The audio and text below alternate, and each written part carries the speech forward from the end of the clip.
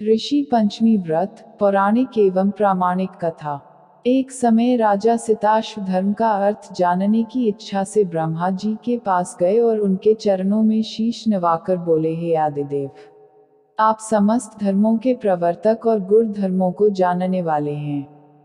आपके श्री मुख से धर्म चर्चा श्रवण कर मन को आत्मिक शांति मिलती है। भगवान के चरण कमलों में प्रीति बढ़ती है। वैसे तो आपने मुझे नाना प्रकार के व्रतों के बारे में उपदेश दिए हैं। अब मैं आपके मुखारविंद से उस श्रेष्ठ व्रत को सुनने की अभिलाषा रखता हूँ, जिसके करने से प्राणियों के समस्त पापों का नाश हो जाता है। राजा के वचन को सुनकर ब्रह्मा जी ने कहा, हे श्रेष्ठ, तुम्हारा प्रश्न अति उत्तम और धर्म में प्रीति बढ़ाने वाला है। मैं तुमको समस्त पापों को नष्ट करने वाला सर्वोत्तम व्रत के बारे में बताता हूँ। यह व्रत ऋषि पंचमी के नाम से जाना जाता है। इस व्रत को करने वाला प्राणी अपने समस्त पापों से सहज छुटकारा पा लेता है। ऋषि पंचमी की व्रत कथा। एक विदर्भ देश में उत्तंक नामक एक सदाचारी ब्राह्मण रहता था। उसकी पत्नी बड़ी पतिव्रता थी, जिसका नाम सुशीला था। उस ब्राह्मण के एक पुत्र तथा एक पुत्री, दो संतान थी। विवाह योग्य होने पर उसने समान कुलशील वर के साथ कन्या का विवाह कर दिया। दैवयोग से कुछ दिनों बाद वह विधवा हो गई। दुखी ब्राह्मण दंपति कन्या सहित गंगा तट पर कुटिया बनाकर रहने लगे। एक दिन ब्राह्मण कन्या सो रही थी कि उसका शरीर कीड़ों से भर गया। कन्या ने सारी बात माँ से कही। माँ ने पति से सब कहते हुए पूछा, प्राणनाथ, मेरी साध्वी कन्या की यह गति होने का क्या कारण है? उत्तंक ने समाधि द्वारा इस घटना का पता लगाकर बताया, पूर्व जन्म में भी यह कन्या ब्राह्मणी थी। इसने रजस्वला होते ही बर्तन छू दिए थे।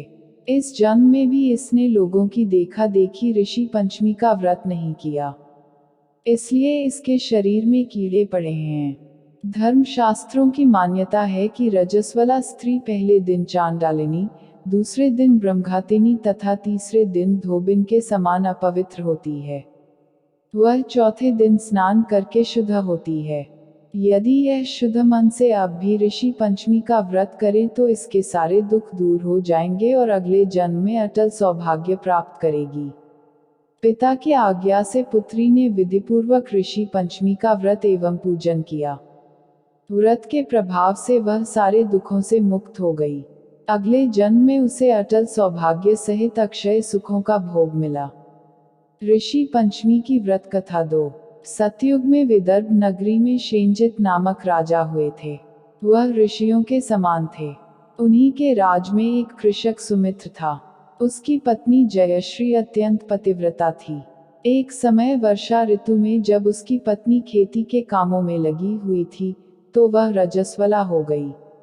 उसको रजस्वला होने का पता लग गया, फिर भी वह घर के कामों में लगी रही। कुछ समय बाद वह दोनों स्त्री पुरुष अपनी अपनी आयु भोगकर मृत्यु को प्राप्त हुए। जयश्री तो कुतिया बनी और सुमित्र को रजस्वला स्त्री के संपर्क में आने के कारण बैल की योनि मिली, क्योंकि ऋतु दोष के अतिरिक्त इन दोनों का कोई अपराध नहीं था। इसी कारण इन दोनों को अपने पूर्व जन्म का समस्त विवरण याद रहा। वे दोनों कुतिया और बैल के रूप में उसी नगर में अपने बेटे सुचित्र के यहाँ रहने लगे। धर्मात्मा सुचित्र अपने अतिथियों का पूर्ण सत्कार करता था। अपने पिता के श्राद्ध के दिन उसने अपने घर ब्राह्मणों को भोजन के लिए नाना प्रकार के भोजन बनवाए। जब उसकी स्त्री किसी काम के लिए रसोई से बाहर गई हुई थी तो एक सर्प ने रसोई की खीर के बर्तन में विष वमन कर दिया। कुतिया के रूप में सुचित्र की मां कुछ दूर से सब देख रही थी। पुत्र की बहू के आने पर उसने पुत्र को ब्रह्मा हत्या के पाप से बचाने के लिए उस बर्तन में मुंह डाल दिया। सुचित्र की पत्नी चंद्रवती से कुतिया का यह कृत्य देखा न गया और उसने चूल्हे में से जलती लकड़ी निकालकर कुतिया को मारी। बेचारी कुतिया मार खाकर इधर उधर भागने लगी। चौके में जो झूठन आदि बची रहती थी, वह सब सुचित्र की बहू उस कुतिया को डाल देती थी, लेकिन क्रोध के कारण उसने वह भी बाहर फिकवा दी। सब खाने का सामान फिकवा कर बर्तन साफ करके दोबारा खाना बनाकर ब्राह्मणों को खिलाया। रात्रि के समय भूख से व्याकुल होकर वह कुतिया बैल के रूप में रह रहे अपने पूर्व पति के पास आकर बोली, हे स्वामी, आज तो मैं भूख से मरी जा रही हूँ।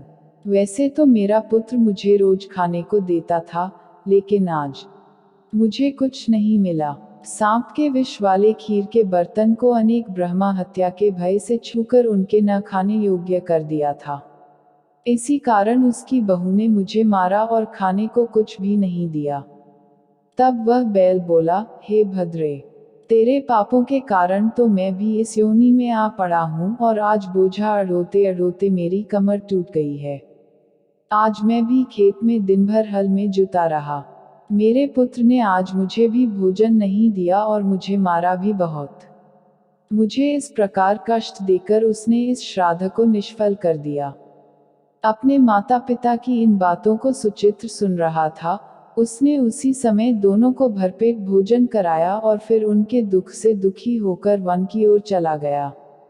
वन में जाकर ऋषियों से पूछा कि मेरे माता पिता किन कर्मों के कारण इन नीची योनियों को प्राप्त हुए हैं और अब किस प्रकार से इनको छुटकारा मिल सकता है। तब सर्वोत्तम ऋषि बोले, तुम इनकी मुक्ति के लिए पत्नी सहित ऋषि पंचमी का व्रत धारण करो तथा उसका फल अपने माता पिता को दो। भाद्रपद महीने की शुक्ल पंचमी को मुख शुद्ध करके मध्याह्न में नदी के पवित्र जल में स्नान करना और नए रेशमी कपड़े पहनकर अरुंधति सहित सप्तऋषियों का पूजन करना। इतना सुनकर सुचित्र अपने घर लौट आया और अपनी पत्नी सहित विधि विधान से पूजन व्रत किया। उसके पुण्य से माता पिता दोनों पशु योनियों से छूट गए।